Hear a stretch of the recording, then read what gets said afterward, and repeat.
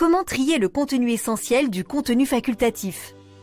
Vous préparez des contenus vidéo, audio, écrits pour les transformer en infoproduits à vendre, mais vous avez peur de trop vous éparpiller? Ou bien vous avez mis en place des formations en ligne et cherchez à réduire la taille du contenu pour aller à l'essentiel? Eh bien, suivez cette vidéo qui vous apportera quelques conseils précieux pour ne plus vous perdre dans tous vos contenus.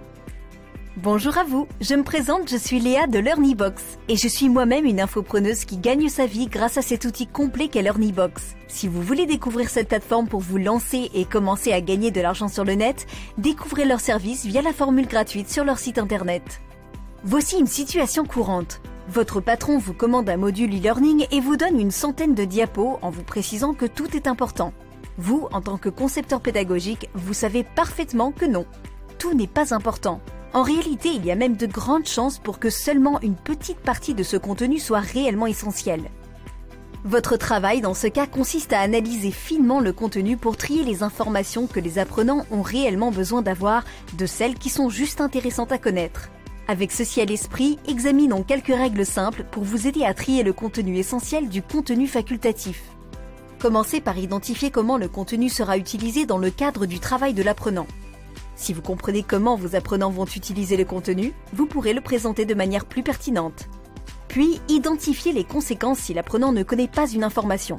Comprendre pourquoi les apprenants doivent absolument connaître votre contenu essentiel vous aidera à concevoir des scénarios avec des conséquences réalistes. Et enfin, vérifiez que chaque élément d'information soutient les objectifs d'apprentissage. Si ce n'est pas le cas, soit vos objectifs d'apprentissage ne sont pas précis, soit les informations ne sont pas essentielles. Il y a également des erreurs à éviter, comme ne laissez pas votre client vous convaincre que tout est important. Quand c'est un sujet qui vous passionne, tout vous semble intéressant et essentiel, mais en réalité ce n'est pas le cas. En tant que concepteur pédagogique, il vous incombe d'identifier les informations qui vont permettre aux apprenants d'atteindre les objectifs d'apprentissage de votre module. N'ajoutez pas de contenu bon à savoir juste pour remplir votre module ou lui donner plus de consistance. Les informations non essentielles peuvent nuire aux informations vraiment importantes car elles empêchent les apprenants de se concentrer sur les informations clés et de les retenir. Et ce n'est pas ce que vous voulez. N'oubliez pas votre public.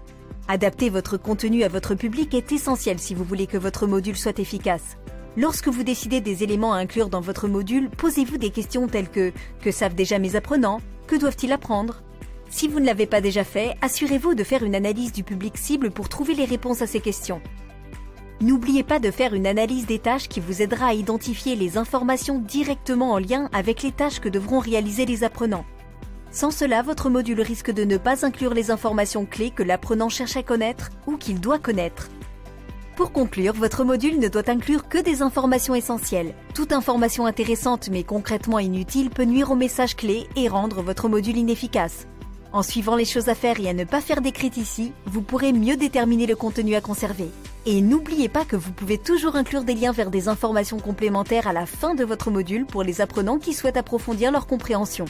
Mais votre module doit se concentrer uniquement sur l'essentiel. Et pour construire des modules de formation clairs, précis et qui vont à l'essentiel, je vous conseille la plateforme de LearnyBox. Elle réunit l'ensemble des outils en ligne pour se lancer rapidement et avec simplicité sur le net. Site internet, campagne de mail, tunnel de vente, webinaire. Que cela soit pour vendre des e-books, des audios, des formations vidéo en modules longs ou micro, tout est fait pour que vous réussissiez.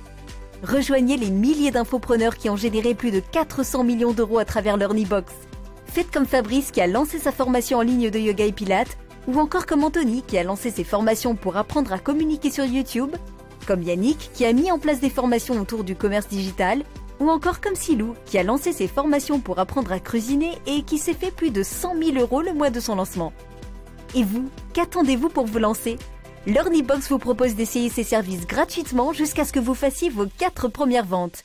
Il est temps de passer à l'action et de cliquer sur le lien dans la description pour vous lancer vous aussi dans l'aventure extraordinaire de LearnyBox. À bientôt chez LearnyBox les amis.